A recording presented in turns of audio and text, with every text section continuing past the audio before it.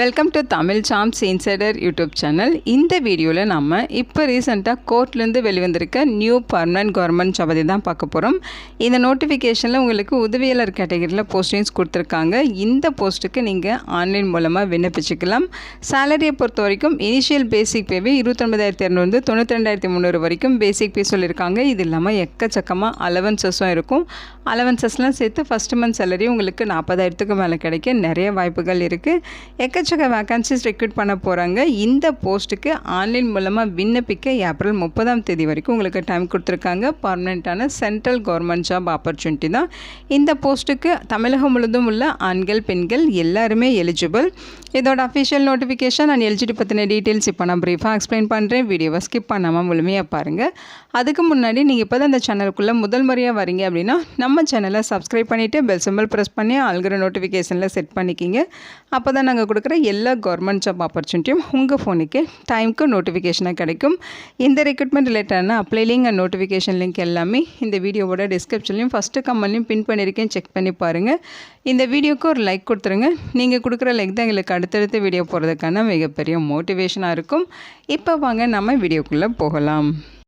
இதுதான் இந்த ஜாப்புக்கான official notification. முக்கியமாக இந்த வீடியோ ஒரு இண்டிபெண்ட் ரிவ்யூ வீடியோ தான். எஜுகேஷன் பர்பஸ்க்காக தான் போஸ்ட் பண்ணுறோம். இந்த போஸ்ட்டுக்கு விண்ணப்பிக்கிறதும் விண்ணப்பிக்காததும் உங்களோட சொந்த விருப்பம் தான். ஓகேங்களா? இந்த நோட்டிஃபிகேஷன் நமக்கு பார்த்திங்கன்னா ஹைகோர்ட்லேருந்து ரிலீஸ் பண்ணியிருக்காங்க. ஓகேங்களா? ஸோ இங்கே பார்த்திங்கன்னா உங்களுக்கு போஸ்டிங்ஸ் டெக்னிக்கல் அசிஸ்டன்ட் கேட்டகரியில் ரெக்ரூட் பண்ண போகிறாங்க.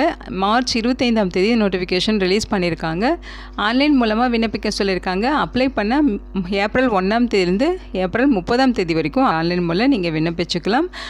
ஃபீஸை பொறுத்த வரைக்கும் மே 2 வரைக்கும் நீங்கள் ஆன்லைன் மூலமாக பேட் பண்ணிக்கலாம் அப்படின்னு சொல்லியிருக்காங்க. இங்கே உங்களுக்கு ஹெல்ப்லைன் நம்பர் கொடுத்துருக்காங்க, ஹெல்ப்லைன் இமெயில் ஐடி கொடுத்துருக்காங்க. உங்களுக்கு ஏதாவது டவுட் இருக்குது அப்படிங்கிற பட்சத்தில் இந்த ஃபோன் நம்பருக்கோ மெயில் ஐடிக்கோ கான்டாக்ட் பண்ணி உங்கள் டவுட்டை நீங்கள் கிளாரிஃபை பண்ணிக்கலாம். ஸோ இங்கே பார்த்தீங்கன்னா உங்களுக்கு மொத்தமாக 53 வேக்கன்சிஸ் ரெக்ரூட் பண்ண போகிறதா சொல்லியிருக்காங்க. டெக்னிக்கல் அசிஸ்டன்ட் போஸ்ட்டு பார்த்தீங்கன்னா குரூப் சி கேடரில் வரும் அப்படிங்கிறதையும் மென்ஷன் பண்ணியிருக்காங்க. சேலரியை பொறுத்த வரைக்கும் இனிஷியல் சேலரியை 29,200 92,300 வரைக்கும் பேசிக் பே இருக்கும். இது இல்லாமல் எக்கச்சக்கமாக அலவன்சஸும் இருக்கும்.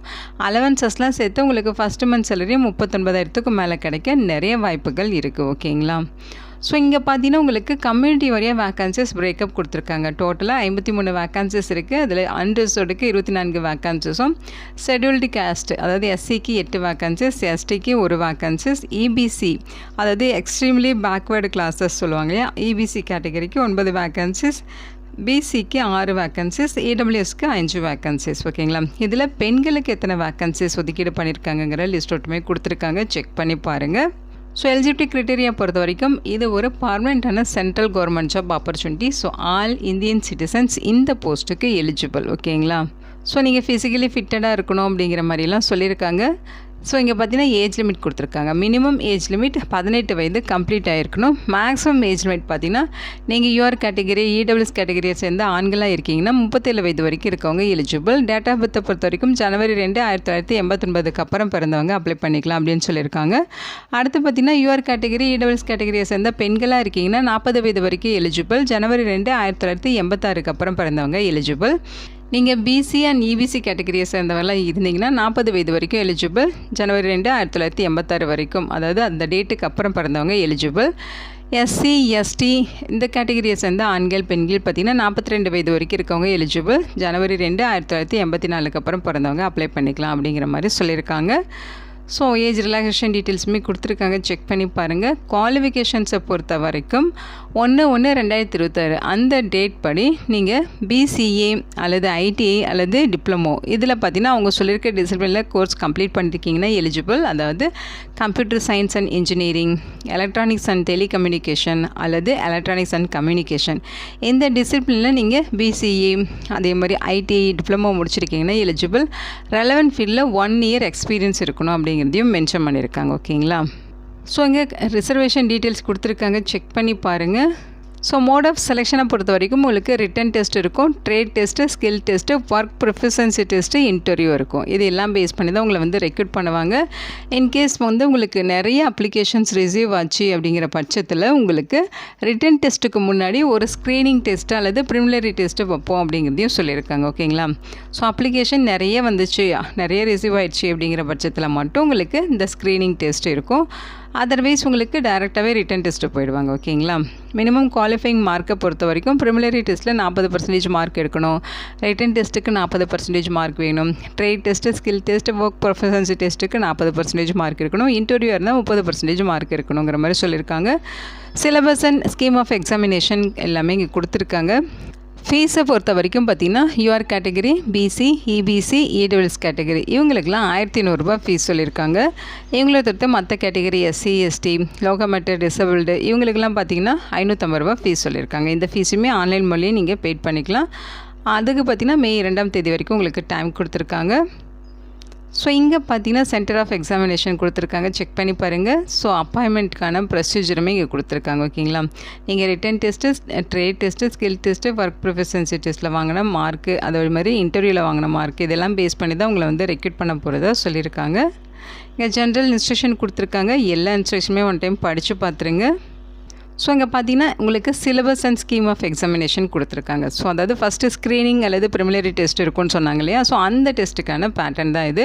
மல்டிபிள் சாய்ஸ் கொஸ்டின்ஸாக தான் இருக்கும். ஜென்ரல் அவேர்னஸ்லாம் 15, ரீசனிங் அண்ட் குவான்டிடேட்டிவ் ஆப்டிடியூடில் 10, ஜென்ரல் இங்கிலீஷில் 15, கம்ப்யூட்டர் அப்ளிகேஷன்ஸில் 60ன்னு சொல்லி மொத்தம் 100 கொஸ்டின்ஸ் இருக்கும். 2 மணி நேரம் எக்ஸாம் நடக்கும். அடுத்து ரிட்டன் டெஸ்ட்டுமே உங்களுக்கு மல்டிபிள் சாய்ஸ் கொஸ்டின் பேஸில் தான் இருக்கும். 200 கொஸ்டின்ஸ் இருக்கும். 2 மணி நேரம் எக்ஸாம்.